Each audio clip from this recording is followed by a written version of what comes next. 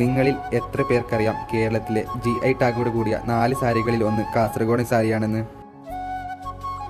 കുടിൽ വ്യവസായമായി 80 വർഷങ്ങൾക്ക് മുമ്പ് വീടുകളിൽ നിർമ്മാണം ആരംഭിച്ചതാണ് ഈ സാരികൾ.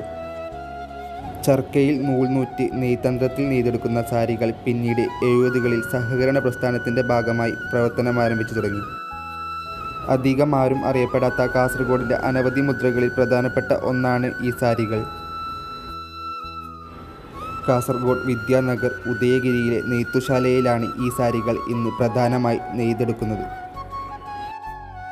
ആവശ്യക്കാർക്കൊത്ത് ഉൽപ്പാദനം നടക്കാത്തതൊഴിച്ചാൽ ഇന്നും നെയ്ത്തുശാലയുടെ പ്രവർത്തനം നല്ല രീതിയിൽ മുന്നോട്ട് കൊണ്ടുപോകാൻ സ്ഥാപന സെക്രട്ടറി ലോകനാഥൻ സാറും 35ഓളം വരുന്ന നെയ്ത്തു തൊഴിലാളികളും വലിയ പങ്ക് വഹിക്കുന്നു.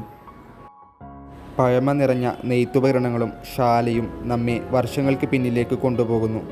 ഒരിക്കലെങ്കിലും സന്ദർശിക്കേണ്ടതും പ്രോത്സാഹിപ്പിക്കേണ്ടതുമായ ഇടമാണ്